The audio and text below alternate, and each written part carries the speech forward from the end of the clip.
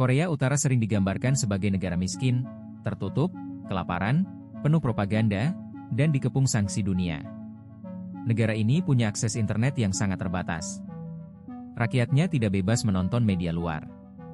Sistem politiknya dikontrol oleh satu keluarga. Ekonominya berkali-kali dihantam krisis. Bahkan dunia internasional sudah menekan negara ini dengan berbagai sanksi selama puluhan tahun. Tapi ada satu pertanyaan besar yang jarang dibahas dengan serius.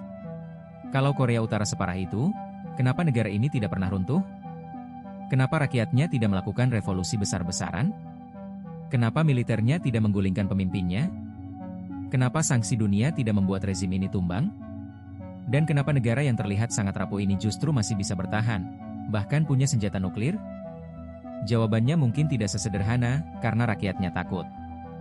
Itu memang benar, tapi hanya sebagian kecil dari gambarnya. Korea Utara bertahan bukan karena negaranya kuat dalam arti normal. Korea Utara bertahan karena seluruh sistemnya memang dibangun untuk satu tujuan, menjaga rezim tetap hidup. Bukan untuk membuat rakyatnya kaya. Bukan untuk membuat negaranya terbuka. Bukan untuk mengejar standar hidup seperti Korea Selatan. Tapi untuk memastikan satu hal, kekuasaan tidak jatuh. Dan kalau kita bedah lebih dalam, ada beberapa alasan kenapa Korea Utara bisa bertahan sampai hari ini. Pertama, Korea Utara membangun sistem kontrol sosial yang sangat ketat. Di banyak negara, ketika ekonomi memburuk, rakyat bisa protes. Mereka bisa mengkritik pemerintah. Mereka bisa membentuk oposisi. Mereka bisa mengorganisir gerakan politik. Mereka bisa menyebarkan informasi, membandingkan keadaan negaranya dengan negara lain, lalu mulai mempertanyakan kekuasaan. Tapi di Korea Utara, ruang seperti itu hampir tidak ada. Negara mengontrol informasi. Negara mengontrol media. Negara mengontrol pendidikan. Negara mengontrol narasi sejarah. Bahkan dalam banyak laporan, negara juga mengontrol pergerakan rakyatnya. Rakyat Korea Utara sejak kecil dibesarkan dalam sistem yang membuat mereka melihat pemimpin bukan sekadar kepala negara, tapi seperti simbol suci negara itu sendiri. Di negara normal, pemimpin bisa salah. Di Korea Utara, mempertanyakan pemimpin bisa dianggap sebagai ancaman. Dan disinilah kekuatan utama rezim Korea Utara. Mereka tidak hanya mengontrol tubuh rakyatnya, tapi juga berusaha mengontrol cara rakyat memahami dunia. Kalau rakyat tidak punya akses bebas ke dunia luar, maka rakyat sulit membandingkan. Kalau rakyat sulit membandingkan, maka kemarahan politik sulit terbentuk. Kalau kemarahan politik sulit terbentuk, maka revolusi juga sulit dimulai. Karena revolusi bukan hanya butuh penderitaan. Revolusi butuh kesadaran bersama bahwa penderitaan itu disebabkan oleh sistem, dan bahwa sistem itu bisa diganti. Nah, Korea Utara berusaha memotong proses itu dari awal. Mereka membuat rakyatnya hidup dalam gelembung informasi. Dunia luar digambarkan sebagai ancaman. Amerika digambarkan sebagai musuh abadi. Korea Selatan digambarkan bukan sebagai saudara yang sukses, tapi sebagai wilayah yang dikendalikan asing. Dengan cara itu, penderitaan rakyat bisa dibingkai bukan sebagai kegagalan rezim, tapi sebagai akibat dari musuh luar. Ini teknik klasik rezim otoriter. Ketika rakyat susah, jangan biarkan mereka menyalahkan pemimpin. Arahkan kemarahan mereka ke musuh eksternal. Kedua, Korea Utara menggunakan rasa takut sebagai fondasi stabilitas. Di banyak negara, kalau seseorang mengkritik pemerintah, risikonya mungkin dipenjara, dibungkam, atau dikucilkan. Tapi di Korea Utara, risikonya bisa jauh lebih mengerikan. Yang ditakutkan bukan hanya hukuman untuk diri sendiri, tapi juga dampaknya ke keluarga. Dalam sistem seperti ini, satu orang yang mencoba melawan tidak hanya mempertaruhkan hidupnya sendiri, tapi juga keselamatan orang-orang terdekatnya. Dan ini membuat perlawanan menjadi sangat mahal. Bayangkan kamu hidup di negara di mana kamu tidak tahu siapa yang bisa dipercaya. Tetangga bisa melapor. Teman kerja bisa melapor. Bahkan keluarga bisa saja takut ikut terseret. Dalam kondisi seperti itu, orang tidak mudah membentuk gerakan. Bukan karena mereka bahagia. Bukan karena mereka setuju. Tapi karena mereka tidak tahu siapa yang benar-benar berani, dan siapa yang bisa membuat mereka hancur. Revolusi membutuhkan kepercayaan antar manusia. Tapi negara totaliter bertahan dengan menghancurkan kepercayaan itu. Ketika semua orang saling curiga, kekuasaan menjadi lebih aman. Ketiga, militer dan elit Korea Utara dibuat bergantung pada rezim.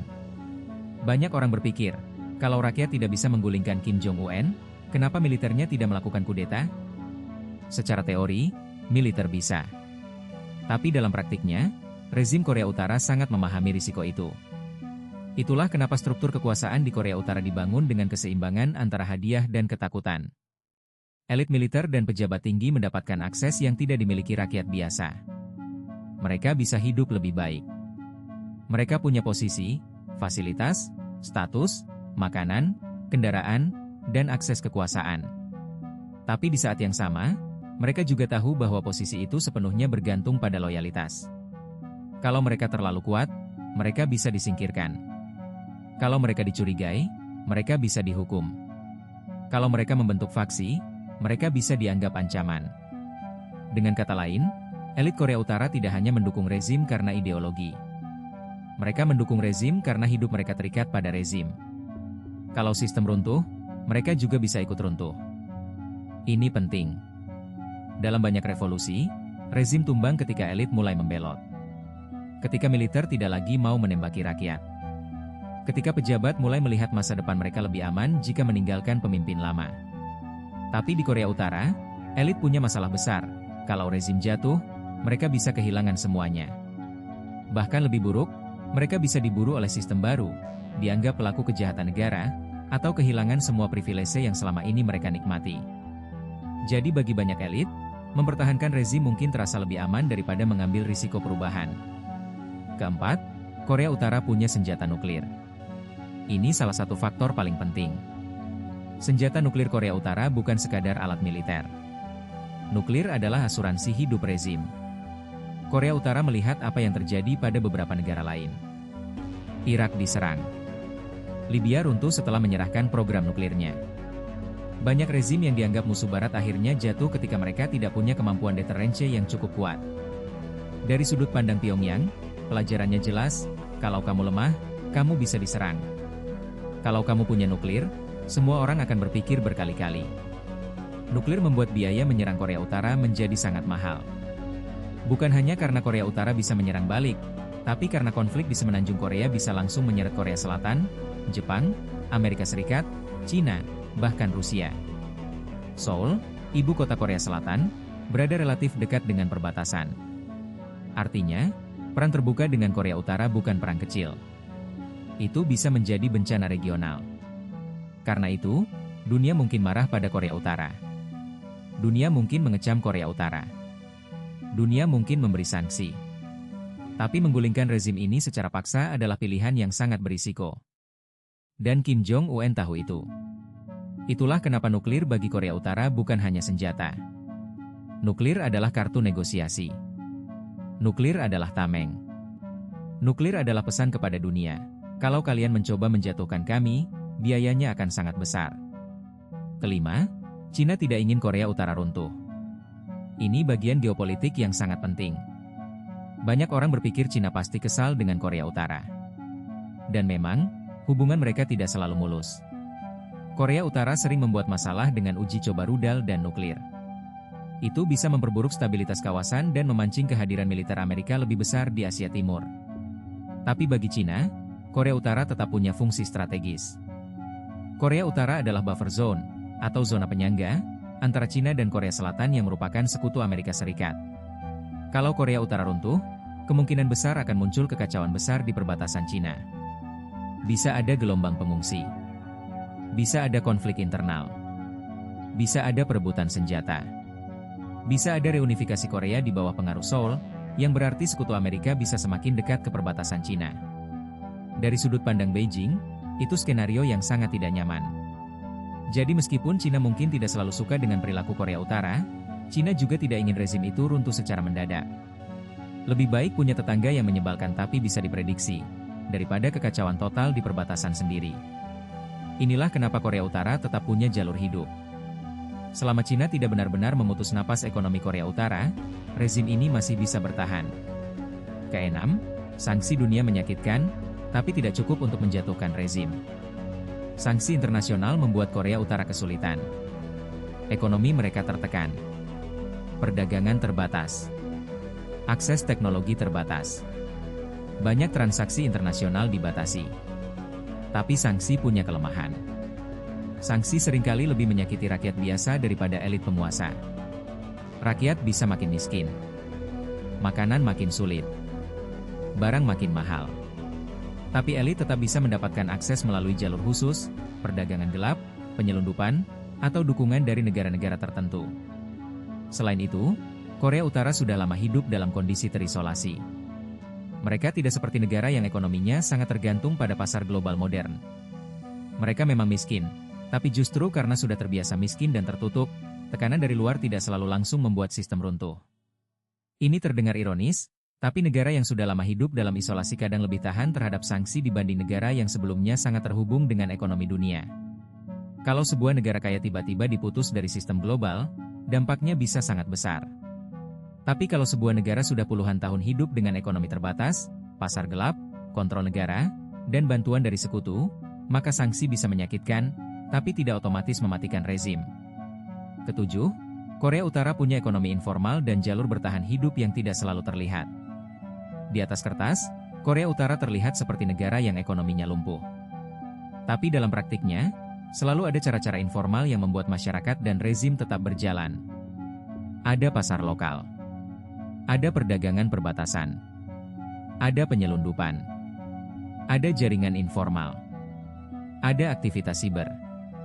Ada tenaga kerja luar negeri.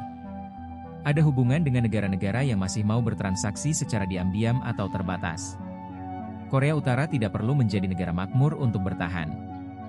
Mereka hanya perlu cukup sumber daya untuk menjaga elit tetap loyal, militer tetap berjalan, dan rakyat tetap tidak mampu melakukan perlawanan besar. Itu poin yang sangat penting. Rezim seperti Korea Utara tidak mengukur keberhasilan dengan standar kesejahteraan umum. Mereka mengukur keberhasilan dari kemampuan menjaga kekuasaan. Kalau rakyat miskin tapi tidak memberontak, sistem masih dianggap berhasil. Kalau ekonomi lemah tapi militer masih loyal, sistem masih dianggap berhasil. Kalau dunia mengecam tapi tidak berani menyerang, sistem masih dianggap berhasil.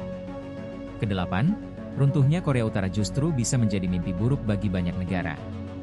Ini bagian yang sering dilupakan. Banyak orang berpikir dunia pasti ingin Korea Utara runtuh. Tapi kenyataannya, runtuhnya Korea Utara secara tiba-tiba bisa menciptakan krisis besar. Bayangkan negara bersenjata nuklir tiba-tiba kacau. Siapa yang mengamankan senjata nuklirnya? Siapa yang mengontrol militernya? Apa yang terjadi dengan jutaan rakyat yang selama puluhan tahun hidup dalam sistem tertutup? Apakah Korea Selatan siap menanggung biaya reunifikasi? Apakah Cina akan diam saja jika pasukan Korea Selatan atau Amerika bergerak mendekati perbatasannya? Apakah elit Korea Utara akan menyerah begitu saja? Runtuhnya Korea Utara bukan seperti jatuhnya pemerintah biasa. Ini bisa menjadi krisis kemanusiaan, krisis militer, dan krisis geopolitik sekaligus. Karena itu, banyak negara sebenarnya lebih memilih Korea Utara tetap stabil, meskipun buruk, daripada runtuh secara kacau. Ini terdengar sinis, tapi dalam geopolitik, stabilitas seringkali lebih dipilih daripada keadilan. Negara-negara besar bisa mengecam pelanggaran HAM. Mereka bisa mengutuk uji coba nuklir. Mereka bisa menekan lewat sanksi. Tapi ketika bicara skenario runtuh total, banyak pihak akan berhitung ulang. Karena setelah rezim jatuh, masalahnya bukan selesai. Masalahnya justru bisa baru dimulai. Kesembilan, propaganda Korea Utara tidak hanya menjual kebohongan, tapi juga identitas. Korea Utara tidak sekadar berkata, pemimpin kita hebat. Mereka membangun narasi bahwa negara mereka adalah benteng terakhir melawan imperialisme, terutama Amerika Serikat. Mereka membangun cerita bahwa rakyat Korea Utara adalah bangsa yang harus bertahan dari ancaman luar. Mereka menjadikan penderitaan sebagai bagian dari perjuangan nasional. Dalam sistem seperti ini, kemiskinan bisa dibingkai sebagai pengorbanan. Isolasi bisa dibingkai sebagai kemandirian. Militerisasi bisa dibingkai sebagai kebutuhan bertahan hidup. Ini membuat propaganda menjadi lebih kuat, karena ia tidak hanya memuji pemimpin, tapi juga memberi makna pada penderitaan rakyat.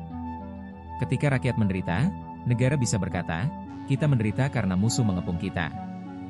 Ketika pangan sulit, negara bisa berkata, kita harus berkorban demi kedaulatan. Ketika dunia luar mengecam, negara bisa berkata, lihat, mereka memang ingin menghancurkan kita. Dan semakin dunia menekan Korea Utara, propaganda rezim justru bisa memanfaatkan tekanan itu sebagai bukti bahwa mereka benar. Inilah paradoksnya. Tekanan luar bisa melemahkan negara, tapi juga bisa memperkuat narasi rezim bahwa mereka sedang dikepung musuh. Kesepuluh, rakyat Korea Utara tidak punya banyak alat untuk mengubah nasib.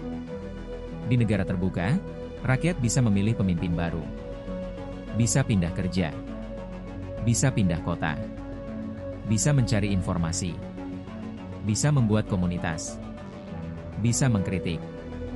Bisa membangun gerakan. Di Korea Utara, semua itu sangat terbatas.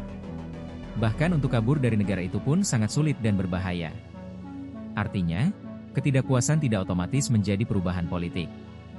Banyak orang mungkin tidak suka dengan keadaan. Banyak yang mungkin tahu hidup mereka sulit. Tapi dari ketidakpuasan menuju revolusi, jaraknya sangat jauh. Harus ada organisasi. Harus ada pemimpin gerakan. Harus ada akses komunikasi. Harus ada momentum. Harus ada keberanian kolektif.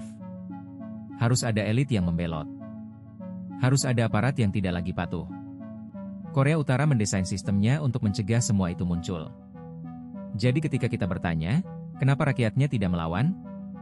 Pertanyaan itu sebenarnya perlu dibalik. Bagaimana cara melawan, kalau sejak awal semua alat untuk melawan sudah dihancurkan? Dan inilah alasan paling gelap kenapa Korea Utara bertahan. Karena rezim ini tidak perlu dicintai oleh rakyatnya. Ia hanya perlu memastikan rakyatnya terlalu takut, terlalu terisolasi, terlalu lelah, dan terlalu terpecah untuk menjatuhkannya. Jadi, kenapa Korea Utara tidak pernah runtuh? Karena rezimnya menguasai informasi. Karena rasa takut dibuat menjadi sistem. Karena elit dibuat bergantung pada kekuasaan. Karena militernya dijaga dengan loyalitas dan ancaman. Karena nuklir membuat serangan luar menjadi terlalu mahal. Karena Cina tidak ingin kekacauan di perbatasannya. Karena sanksi menyakitkan, tapi tidak otomatis membunuh rezim. Karena ekonomi informal tetap memberi napas. Karena dunia sendiri takut pada konsekuensi jika Korea Utara runtuh mendadak. Dan karena sistem ini tidak dibangun untuk hidup nyaman, tapi untuk bertahan dalam kondisi ekstrim. Korea Utara adalah contoh paling keras bahwa sebuah negara tidak harus sukses untuk tetap bertahan. Ia hanya perlu mengontrol cukup banyak hal, informasi, ketakutan, elit, militer, dan ancaman eksternal. Di satu sisi, Korea Utara terlihat seperti negara yang rapuh. Tapi di sisi lain, justru karena ia sudah lama hidup dalam keadaan rapuh, sistemnya beradaptasi untuk bertahan dalam kerapuhan itu. Inilah yang membuat Korea Utara berbeda dari banyak negara lain. Negara normal bisa runtuh ketika rakyat kehilangan harapan. Tapi Korea Utara bertahan karena sejak awal, harapan rakyat bukan pusat dari sistemnya. Pusat dari sistemnya adalah kekuasaan. Dan selama kekuasaan itu masih bisa menjaga elit, menakuti rakyat, memainkan geopolitik, dan memegang kartu nuklir, maka Korea Utara kemungkinan besar masih akan terus bertahan. Bukan karena ia kuat. Tapi karena dunia di sekitarnya juga belum siap menghadapi apa yang terjadi jika negara itu benar-benar runtuh. Dan mungkin inilah ironi terbesar dari Korea Utara. Negara yang terlihat paling lemah, justru bisa bertahan sangat lama, karena semua pihak takut dengan kekacauan yang akan muncul jika ia benar-benar jatuh.